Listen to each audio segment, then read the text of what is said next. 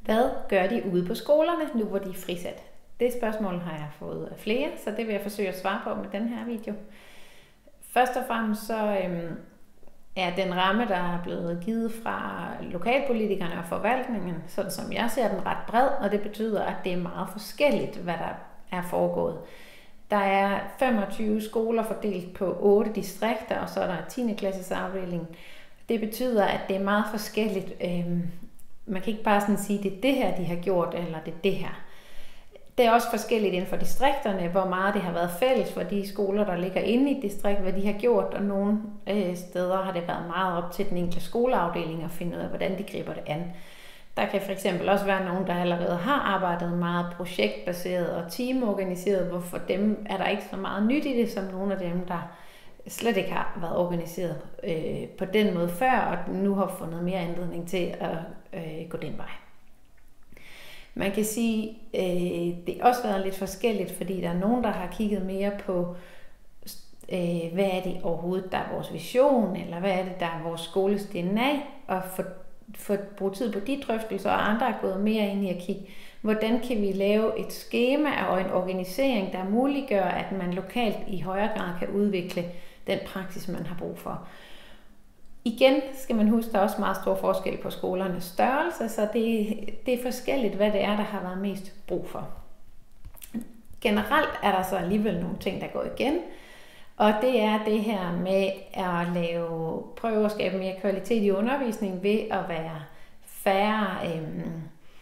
lave færre skift og færre forskellige lærere og voksne indover, som man kalder forlærerprincip, og give bedre undervisning ved at have mere forberedelse, så der er blevet kortet skoledag ned for nærmest alles vedkommende, og lavet mere teambaseret undervisning, og der har været ændringer i holddannelser mellem elever, sådan så det ikke nødvendigvis er den samme måde at være opdelt i klasser på, men mere i årgangen. Så har der også været meget eksperimentering med at ændre i fag, lægge fag sammen til nye fag, hvor du dækker 3 forskellige fag, f.eks. biologi og naturfag og fysik i et.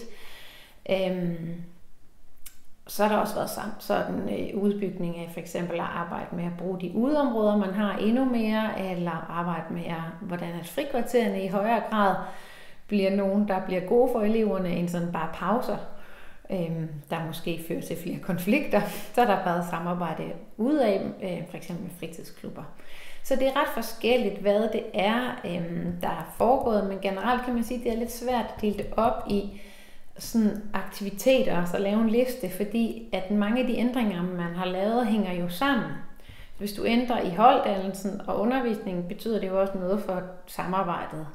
Og det synes jeg, det her citat beskriver meget fint. En lærer, hun fortæller, det er godt, at det er en periode på 3 år, for vi har lært en hel del det første år. Når man skulle til at tænke nogle af fagene anderledes, så skulle man jo også tænke en anden måde at undervise på. Og man skulle være en hel masse til at planlægge det her nye samarbejde, der skulle skabe den her undervisning.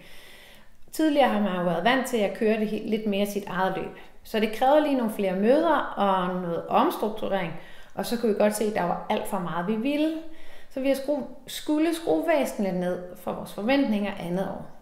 Altså det var fantastisk at få at vide, at man kunne være med, og det her forsøg kom til at køre, men jeg synes problematikken i opstarten netop har været det her med, at det var for pludseligt.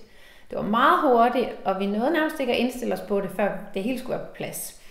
Vi havde ikke de her lange didaktiske og pædagogiske diskussioner. Sådan afslutter hun.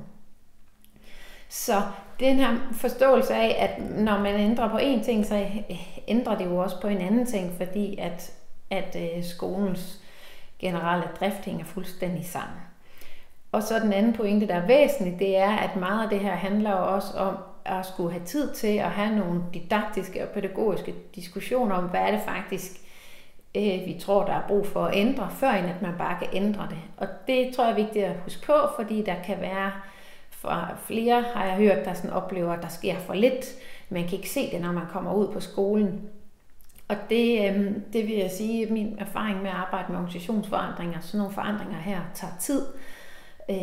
Og derfor giver det god mening, som den her lærer siger, at det er godt, det løber over flere år. Og det det også viser, det er, hvorfor det giver god mening, at mange af dem, jeg har snakket med, de siger, at det, de har brugt frihedsforsøget til allerede nu, det er at gøre noget af det, de allerede synes, der var brug for at gøre. Så for eksempel at få taget mere fat omkring det her med at lave et tættere samarbejde mellem lærerne, insistere på mere fælles forberedelse, som kan have været sværere før at få gennemført, eller netop det her med at få nogle fag til at hænge mere sammen. Så der er sådan en masse ting, de allerede måske har været i gang med, eller har haft lyst til, som de nu har fået en rigtig god anledning til at arbejde med.